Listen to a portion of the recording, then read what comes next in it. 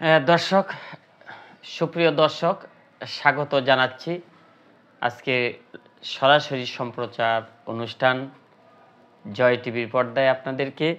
আজকে আপনাদের সামনে আমি কথা বলবো ঢাকায় কলেজ ছাত্রদের সংঘর্ষের সূত্রপাত যেভাবে আমি এই কয়দিন ধরে প্রত্যক্ষ করেছি, সেই প্রত্যক্ষদর্শী হিসাবে আপনাদের কাছে ঢাকায় কলেজ ছাত্ররা যারা সংঘর্ষে জড়িয়ে পড়ছিলেন তাদের যা আমি দেখেছি আপনাদের সামনে আমি তা তুলে ধরার চেষ্টা করব।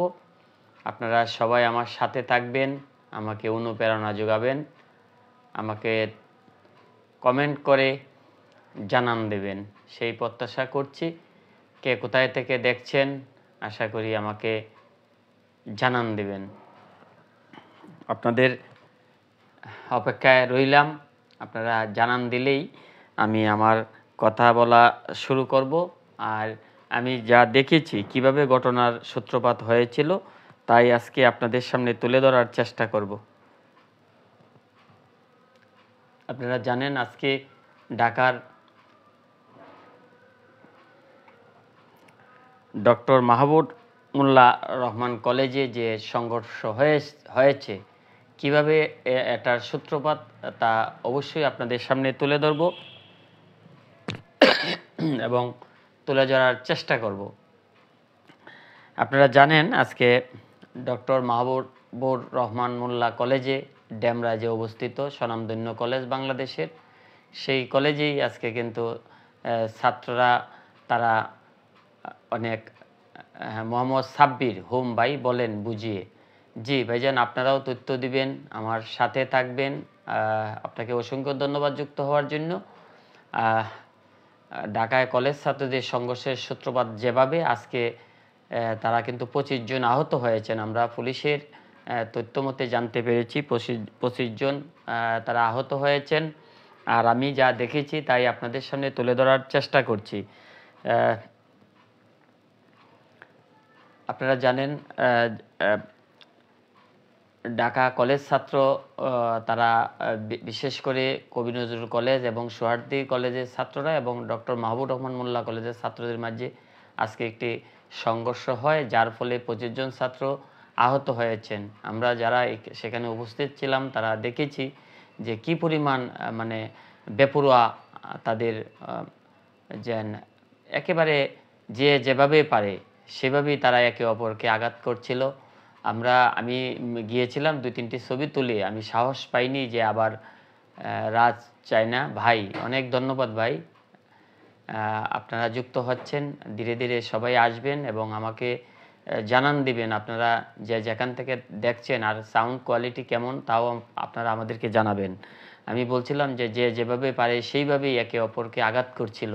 সত্যি এটা আমরা আশা করিনি যে বাংলাদেশে কিছুদিন আগেই 5ই আগস্টের গণ অভ্যুত্থানের মধ্য দিয়ে যে নতুন পূর্ব দিগন্তে যে নতুন সূর্যোদয়, সেই সূর্যোদয়ে আজকে আবার কি রচিত হতে যাচ্ছে, রাজপথ রঞ্জিত হচ্ছে ছাত্রদের আঘাতের পর আঘাতে। আমি দেখেছি কিভাবে তারা একে অপরকে আঘাত করেছেন। ইয়াসিন ইসলাম, আমি ওয়ারি থেকে দেখছি মামা। হ্যাঁ, আমার মামা অনেক আমার হিতাকাঙ্ক্ষী মামা, আপনাকে অসংখ্য ধন্যবাদ। আমাকে আপনি সবসময় অনুপ্রেরণা যোগান। আমার মামা সবসময় পাশে থাকেন, আমার স্ত্রীর আত্মীয়। আর ইয়াসিন মামা একদিন আসবেন, আপনার সাথে সাক্ষাৎ করার খুব স্বাদ জাগে, একদিন চলে আসবেন। আর আপনাকে আমার ভালোবাসা অবিরাম। মোহাম্মদ সাব্বির, রাজ এবং ইয়াসিন ইসলাম মামা, আপনারা দেখছেন। ম্যাজিস্ট্রেট সুমন চৌধুরী ভাই, যেখানে যান সবসময় নিজের দিকে খেয়াল রাখবেন। সত্যি ভাই মুগ্ধ হয়ে গেলাম, এই যে আপনারা আছেন না, আপনারাই আমার ভালোবাসা, আপনারাই আমার প্রাণ। আপনারা এই যে আমাকে ভালোবাসেন বলেই, আমার দিকে খেয়াল রাখেন বলেই আমি কিন্তু এগিয়ে যাচ্ছি। ম্যাজিস্ট্রেট সুমন চৌধুরী, আপনাকে অসংখ্য ধন্যবাদ।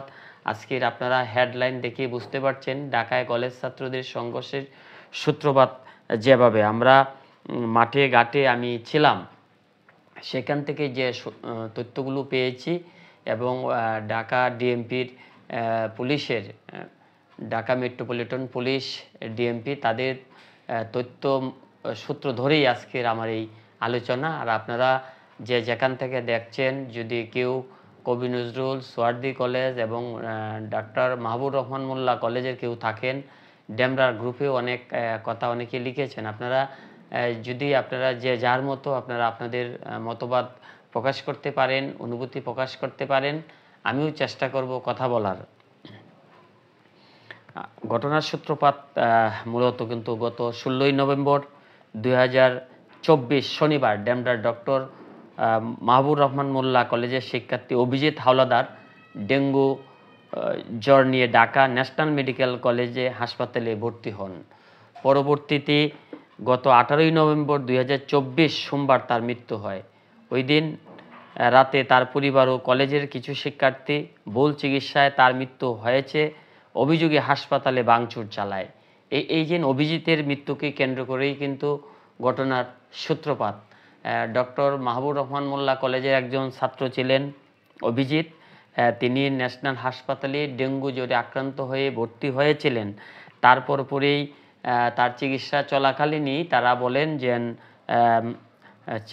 ভুল চিকিৎসার কারণে অভিজিতের মৃত্যু হয়। তখন তারা গত 16 নভেম্বরে ভর্তি হয়ে 18 তারিখে সে মৃত্যুবরণ করে। এবং এই যে বিষয়টাকে কেন্দ্র করেই কিন্তু ডক্টর মাহবুব রহমান মোল্লা কলেজের ছাত্ররা তারা সেই ন্যাশনাল হাসপাতালে গিয়ে উপস্থিত হয়। 20 নভেম্বর 2024 বুধবার আবার তারা পুনরায় ডক্টর মাহবুব রহমান মোল্লা কলেজের প্রায় 5 থেকে 600 শিক্ষার্থী উক্ত হাসপাতালে গিয়ে তারা ভাঙচুর চালায়। সেটা দেখেন গত 16ই নভেম্বর থেকে কিন্তু ঘটনাটার সূত্রপাত ঘটে এবং তারা পরবর্তীতে 18 তারিখে তার মানে মৃত্যু হয়েছে অভিজিৎ যখন ভর্তি হয় তখন 16ই নভেম্বর এবং 18ই নভেম্বর তার মৃত্যু হওয়ার পরপরই তারা যে ছাত্রছাত্ররা তারা বলে যে চিকিৎসকের ভুলের কারণে বা ভুল চিকিৎসার কারণে তার মৃত্যু হয়েছে। এই নিয়ে তারা 20 নভেম্বর প্রায় 5 থেকে 600, এটা ঢাকা মেট্রোপলিটন পুলিশের বরাদ্দে আমি বলছি, তারা গিয়ে সেখানে হাজির হয় এবং সেই হাসপাতালে গিয়ে তারা ভাঙচুর চালায়। ঢাকা ন্যাশনাল মেডিকেল কলেজ ও হাসপাতাল, সেখানে গিয়ে ভাঙচুর চালায়। এক পর্যায়ে পরিস্থিতি নিয়ন্ত্রণের বাইরে চলে যায়। যখন পরিস্থিতি নিয়ন্ত্রণের বাইরে প্রতিবাদকারীদের চাপে হাসপাতালের পরিচালক, 4 জন ডাক্তার ও 2 জন শিক্ষার্থী সহ অভিজিতের চিকিৎসা সংক্রান্ত একটি তদন্ত কমিটি গঠন করে। কিন্তু ওই সময় হাসপাতাল চত্বরে অবস্থানরত ডক্টর মাহবুব রহমান মোল্লা কলেজের শিক্ষার্থীরা তা প্রত্যাখ্যান করে। যখন ডক্টর মাহমুদুর রহমান মোল্লা কলেজের ছাত্ররা অভিযোগ তুলে যে তাদের যে অভিজিৎ তাদের কলেজের যে ছাত্র সে ভুল চিকিৎসায় মৃত্যুবরণ করেছে, তখন তারা মিলে কিন্তু একটি তদন্ত কমিটি গঠন করেন এবং তারা চান যে এটার একটা সুন্দর সুরাহা যেন হয়।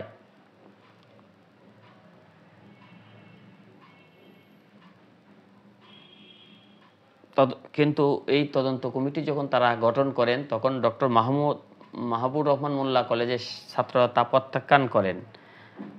তারপরেই মূলত সন্ধ্যার পর স্থানীয় এই ঢাকা ন্যাশনাল কলেজ অ্যান্ড হাসপাতালের পাশেই কিন্তু কবি নজরুল এবং শহীদ সোহরাওয়ার্দী কলেজের শিক্ষার্থীরা তাদের পাশে গিয়ে দাঁড়ায়। শিক্ষার্থীদের অর্থাৎ ডক্টর মাহবুব রহমান শিক্ষার্থীদের সাথে একাত্মতা ঘোষণা করতে আসে। এ সময় ডক্টর মাহবুব রহমান মোল্লা কলেজের শিক্ষার্থী তা না মানায় উভয় পক্ষের মধ্যে হাতাহাতির ঘটনা ঘটে। এতে সোহরাওয়ার্দী কলেজে 2 ছাত্র আহত হয়। পরবর্তীতে পুলিশের হস্তক্ষেপে পরিস্থিতি নিয়ন্ত্রণে আসে। 24 নভেম্বর 2024 আনুমানিক 2:00 সময় ডক্টর মাহবুব রহমান মোল্লা কলেজের শিক্ষার্থীরা ঢাকা ন্যাশনাল মেডিকেল কলেজ হাসপাতালে পুনরায় ভাঙচুর চালায়। এক পর্যায়ে তারা শহীদ সোহরাওয়ার্দী কলেজ এবং কবি নজরুল কলেজে ব্যাপক ভাঙচুর এবং লুটপাট করে।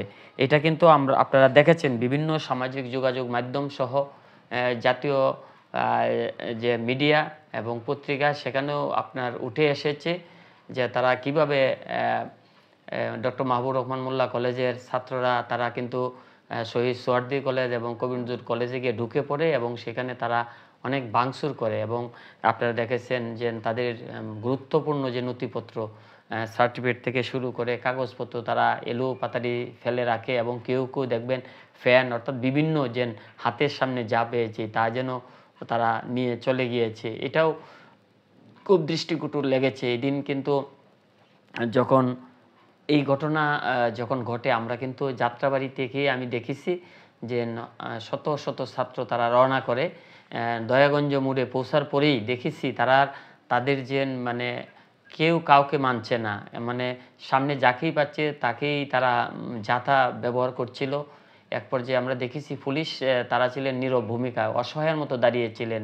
তাদের সাথে ছাত্রদের যে আচরণ দেখেছি সত্যিই এই যে পুলিশের উপর যে একটা বিপর্যয় গিয়েছে, তাদের মেরুদণ্ড অনেকটা ভঙ্গুর অবস্থায়, তাদের কোমর মাজা ভাঙ্গা অবস্থা তাদের, সেই অবস্থায় তাদেরকে অনেকটা কিন্তু আমাদের সাধারণ পাবলিক থেকে শুরু করে জনগণ এবং রাজনীতিবিদ তারা চেষ্টা করছেন এই পুলিশ বাই যেন তারা স্বরূপে ফিরেন, কিন্তু এই অবস্থার মাঝে আমরা দেখলাম ছাত্ররা অনেক উচ্চ পর্যায়ের অফিসারদের সাথেও তারা যে বিহেভ করছিলেন এটা আসলে নিজের কাছেও কেমন জানি লেগেছে যে অসহায়ের মতো তারা দাঁড়িয়েছিলেন।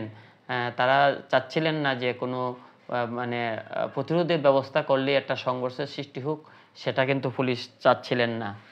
এই অবস্থায় তারা চেষ্টা করছিলেন যেন ভালোবাসা এবং পরিস্থিতি যাতে যেভাবে নিয়ন্ত্রণ করা যায় তাদের সেই আইনিভাবে তারা সেই চেষ্টা চালিয়ে যাচ্ছিলেন। তারপরেও দেখেছেন আপনারা যে সোহরাওয়ার্দী কলেজ এবং কবি নজরুল কলেজে ভাঙচুর হয়েছে।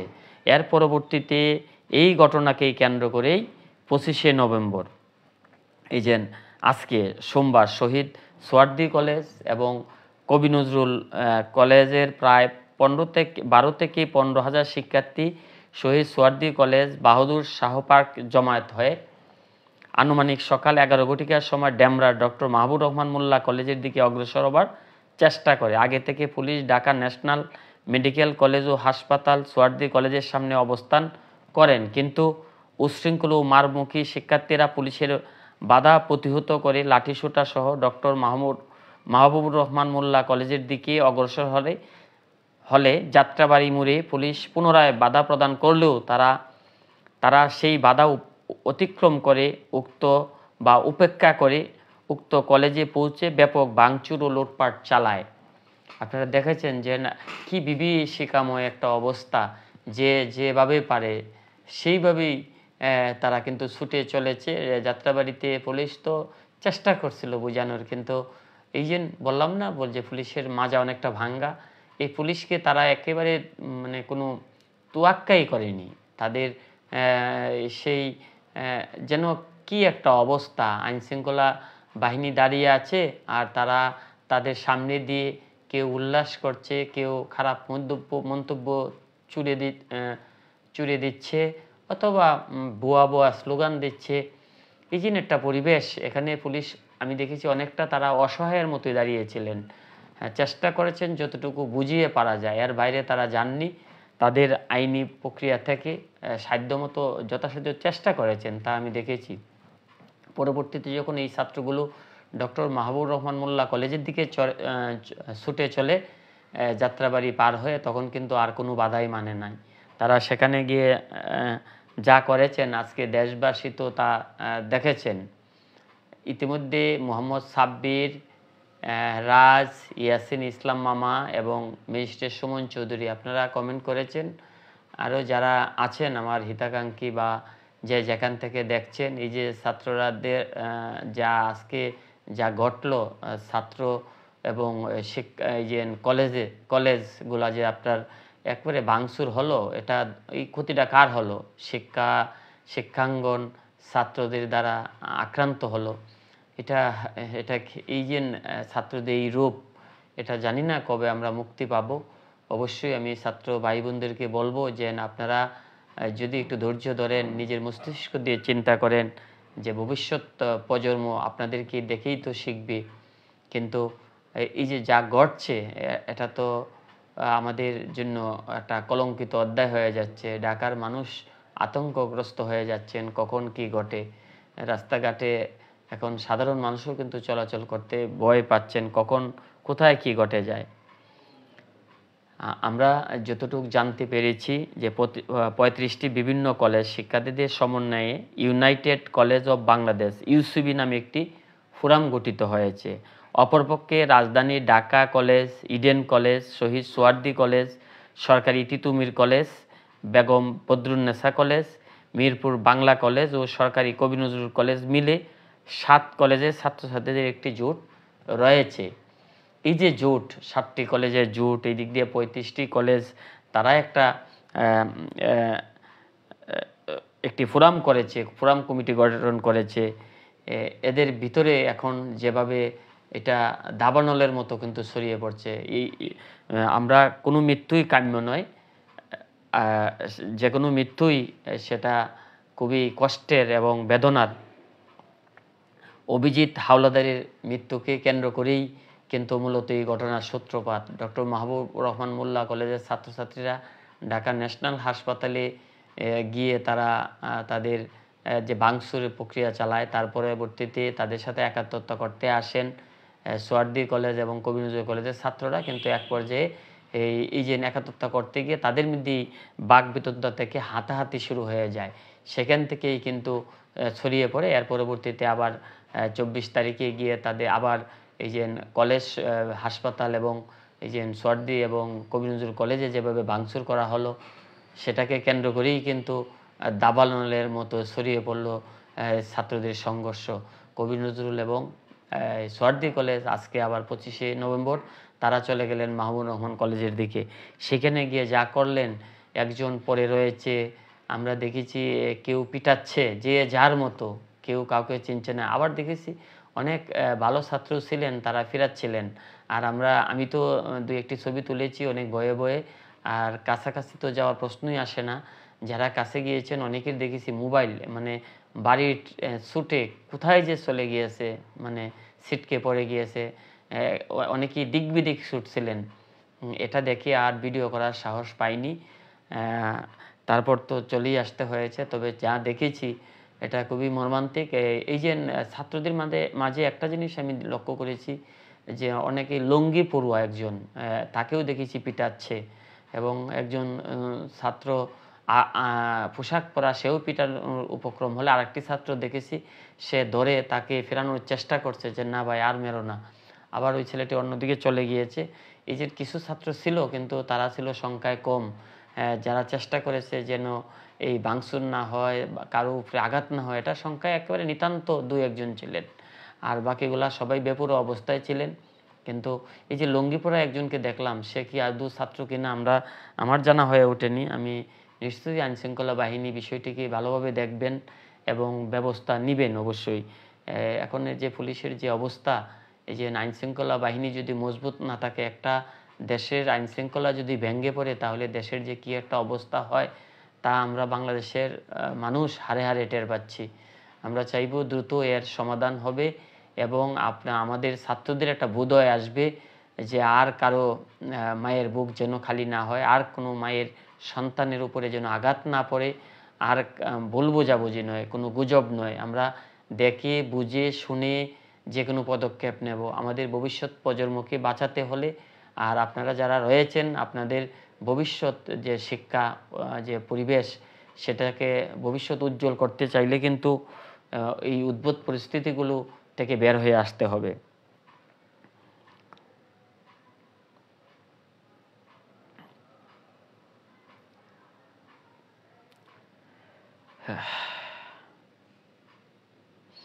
বলছিলাম যে এই যে তারা ৩৫টি কলেজ মিলে একটা ফোরাম রয়েছে এবং তাদের ৭টি কলেজ মিলে তাদের একটা জোট রয়েছে।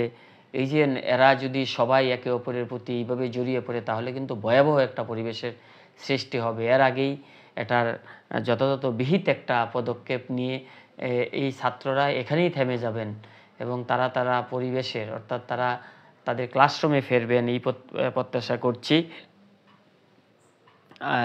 যেভাবে তারা একে অপরকে দেওয়া পাল্টা দেওয়া, পরস্পরের প্রতি ঘৃণার যে একটা মনোভাব সৃষ্টি হয়েছে, এটার থেকে যদি তাদেরকে বের করে না আনা যায়, তাহলে কিন্তু ক্রমেই এর অবস্থার আরও অবনতি ঘটবে। আমরা দেখেছি উদ্ভূত এই পরিস্থিতির মোকাবেলার জন্য সকাল থেকেই অর্থাৎ সকাল ৭টা থেকেই রাজধানীর চিত্রাপুর, ডেমরা এলাকায় পর্যাপ্ত পুলিশ মোতায়েন ছিল। মোতায়েনকৃত পুলিশ সদস্যরা অত্যন্ত ধৈর্যের সাথে পরিস্থিতি নিয়ন্ত্রণ করার চেষ্টা করেছেন এবং তথাপি উশৃঙ্খল ও মারমুখী শিক্ষার্থীরা পুলিশের বাধা অতিক্রম করে ডক্টর মাহবুব রহমান মোল্লা কলেজের দিকে অগ্রসর হয়ে উক্ত কলেজে হামলা চালায়। পুলিশ যে কোনো অপ্রীতিকর ঘটনা এড়ানোর জন্য অতিরিক্ত বল প্রয়োগ থেকে বিরত রয়েছিলেন। তারা কিন্তু এটা অতিরিক্ত একটা বল প্রয়োগ বা এই যে আগে আমরা যা দেখেছি পুলিশ যে কি ধৈর্যের পরিচয় দিয়েছেন, স্বচক্ষে না দেখলে আপনার কল্পনাও করতে পারবেন না। পরিস্থিতি ভিন্ন খাতে চলে যাওয়ার আশঙ্কায় পুলিশ শান্তিপূর্ণভাবে পরিস্থিতি নিয়ন্ত্রণের চেষ্টা করেন। এত সত্ত্বেও উত্তেজিত শিক্ষার্থীরা দাওয়া পাল্টা দেওয়া এবং হামলা ও লুটতরাজে জড়িয়ে পড়ে। পুলিশ এত কিছু করার পরেও কিন্তু আমরা দেখেছি যে এরপরেও কিন্তু শিক্ষার্থীরা একে অপরের প্রতি দাওয়া পাল্টা দেওয়া, একে অপরের প্রতি আঘাত করা, যে যা হাতের কাছে পাচ্ছে তাই নিয়ে তারা লুটতরাজ করা, অর্থাৎ কাউকে দেখেছি ফাইল ব্যাগ নিয়ে বের হচ্ছেন। এই যে এই কাজগুলো একজন শিক্ষার্থী এরা আগামীর ভবিষ্যৎ, এরা যদি এই কাজগুলিতে জড়িয়ে পড়ে, তারা যদি নিজের বিবেক থেকে ফিরে না আসে তাহলে ভবিষ্যৎ তো অন্ধকার।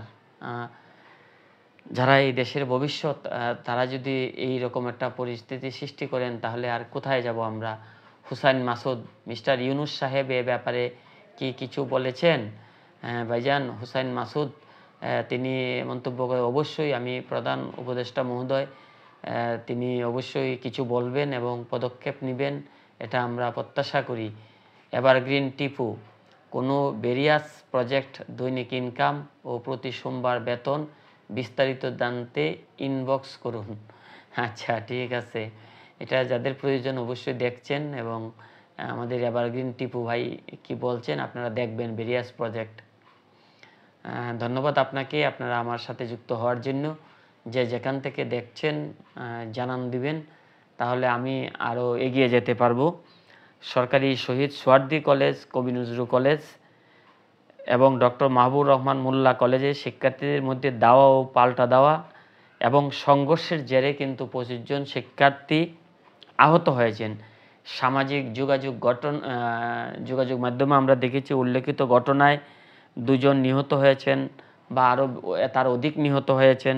এসব কিন্তু অপপ্রচার চালাচ্ছেন, যা মোটেও সঠিক নয় বলে জানিয়েছেন ঢাকা মেট্রোপলিটন পুলিশের কর্তৃপক্ষ। এবং আমরা এই অপপ্রচার থেকে তারা কিন্তু বিরত থাকার সবাইকে আহ্বান জানিয়েছেন। এরূপ অপপ্রচার থেকে বিরত থাকার জন্য ঢাকা মেট্রোপলিটন পুলিশের পক্ষ থেকে তারা অনুরোধ করছেন যে দেশের যে পরিবেশ পরিস্থিতি, এখানে যেহেতু 25 জন ছাত্র আহত হয়েছে, অনেকেই আশঙ্কাজনক অবস্থায় রয়েছেন, সেইখানে যেন আর বাড়িয়ে দেওয়া না হয়, যেন আগুনে ঘি ঢেলে না দেওয়া হয়, যেন অনেকে মৃত্যুবরণ করেছেন বা নিহত হয়েছেন, এই কথাগুলো যেন না বলা হয়। এই যে দেশের যে এই উদ্ভূত পরিস্থিতির সৃষ্টি হয়েছে, সত্যি এটা খুব বেদনার।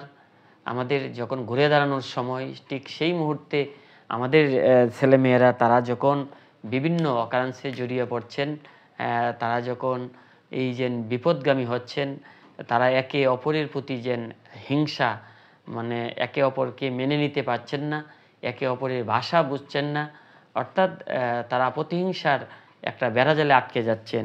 এটা থেকে কিন্তু বের হতে হবে। এইগুলো থেকে যদি বের হতে না পারা যায় বা তাহলে কিন্তু পরিবেশ পরিস্থিতি আরও দিনকে দিন ঘোলাটে হতে থাকবে। আপনারা যে যেখান থেকে দেখছেন অবশ্যই আপনারা আমাদেরকে জানান দিবেন। আর আমি বিনীতভাবে অনুরোধ করব, যদি কোনো শহীদ সোহরাওয়ার্দী কলেজ, কমিউনিটি কলেজের কোনো ছাত্র অথবা ডক্টর মাহবুব রহমান মোল্লা কলেজের কোনো ছাত্র ভাই ও বোনেরা আপনারা দেখে থাকেন, তাহলে এই যে আপনারা এর প্রতি অপরের পাল্টাপাল্টি যে অভিযোগ, মতবাদ অথবা পরস্পরের প্রতি যে ঘৃণার মনোভাব, এটার থেকে আপনারা বের হয়ে আসবেন। দেখুন, এই দেশ বাঁচাতে, সমাজ বাঁচাতে ভবিষ্যৎ প্রজন্মকে বাঁচানোর জন্য আমাদের কিন্তু কাজ করতে হবে। যদি আপনারাই আগামীর ভবিষ্যৎ, আপনারাই যদি একে অপরের প্রতি দ্বন্দ্বে জড়িয়ে পড়েন, তাহলে এই দেশের মানুষ আপনাদের কাছ থেকে অনেক কিছু আশা করে। আপনারা আশা করি সেই আশায় জলাঞ্জলি দিবেন না। আপনারা আপনাদের জায়গা থেকে বিচার বিশ্লেষণ করে আপনারা সমাধানে পৌঁছাবেন। দেখুন, একে অপরের প্রতি আঘাত করে, আঘাত প্রতিঘাতে কিন্তু কোনো সমাধান হয় না। আমরা যদি একে অপরের প্রতি বসে একটা আলোচনার মাধ্যমে যদি কোনো কিছু সমাধান করা যায়, সুরাহা হয়, তাহলেই কেবল সমাজ এবং দেশের মঙ্গল হয়।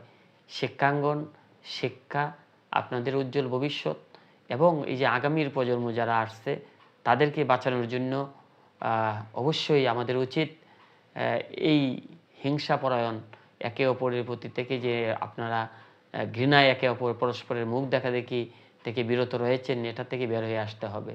হুসান মাসুদ, এ পর্যন্ত কতজন মারা গিয়েছে নাকি মৃত্যুর সংবাদ গুজব? আমি একেবারে মাসুদ ভাই ভালোভাবে ঢাকা মেট্রোপলিটন পুলিশের কর্তৃপক্ষের সাথে যোগাযোগ করেছি।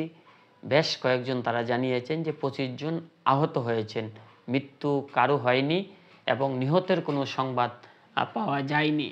তাই আমি যা জেনেছি এবং দেখেছি আপনাদের সামনে তাই তুলে ধরার চেষ্টা করছি। আপনারা জানেন আমি সবসময় চেষ্টা করি সত্য এবং নির্ভুল তথ্য তুলে ধরার জন্য, কিন্তু মাঠ পর্যায়ে যা দেখেছি সেই 24 এবং 25 দুদিন, 24 তারিখ তো আমি একেবারে সকাল থেকেই চলে গিয়েছিলাম। তারপরে যখন তারা দয়াগঞ্জ দিয়ে মুভ করে ছাত্ররা ডক্টর মাহবুব রহমান মোল্লা কলেজে, তারা যখন কবি নজরুল এবং সোহার্দির দিকে যায়, যে তাদের যে উশৃঙ্খল যে আচরণ, পুলিশকে তো তারা তোয়াক্কাই করে নাই। আর আজকে দেখলাম কবি নজরুল এবং সোহার্দি কলেজের ছাত্ররা, তাদেরও ঠিক একই রূপ। তারা যেন একে অপরের প্রতি ঘৃণায় মুখ ফিরিয়ে নিয়েছেন। অর্থাৎ এই যে পরস্পরের প্রতি ঘৃণা, এই ঘৃণা থেকেই কিন্তু আপনার ভয়াবহ একটা অবস্থার সৃষ্টি হচ্ছে। সাজু আলী ভাইয়া, লাইভ দেখতেছি। হ্যাঁ সাজু আলী ভাইয়া, আপনাকে অসংখ্য ধন্যবাদ। এই যে ছাত্রদের যে সংঘর্ষ চলছে এই বিষয়ে বলেন যদি। আলমগীর মেম্বার, দেশ মেধাশূন্য হয়ে যাচ্ছে, শিক্ষাঙ্গন ধ্বংস হয়ে যাচ্ছে, দেশটাতে হচ্ছেটা কি?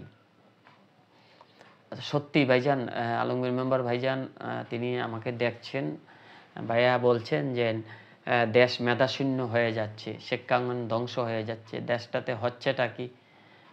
আসলেই আমরাও তো দেখতে পাচ্ছি যে পরিবেশ পরিস্থিতি, সত্যি আজকে যা দেখলাম, যে মোবাইল দিয়ে একটু ভিডিও করার চেষ্টা করছিলাম, হঠাৎ করে কে কোথায় থেকে যে একটা ইট পাটকেল ছুটে আসলো, হাত থেকে মোবাইল পড়ে গেল, আর ক্যামেরা তো বেরই করিনি। ভয়াবহ একটা পরিস্থিতি, যে ছবি উঠাবো সেখানেও ভয় পাচ্ছিলাম, অনেক দূরে চলে এসেছি, যে সাহস পাইনি ভিডিও করার।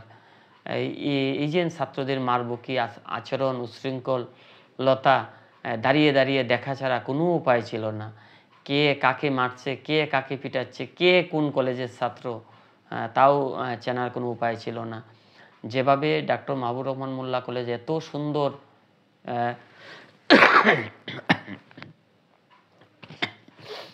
এত সুন্দরভাবে বিল্ডিংগুলো, উপরের কাজগুলো যেন ভেঙে ভেঙে যখন পড়ছিল, সত্যি খুব খারাপ লাগছিল।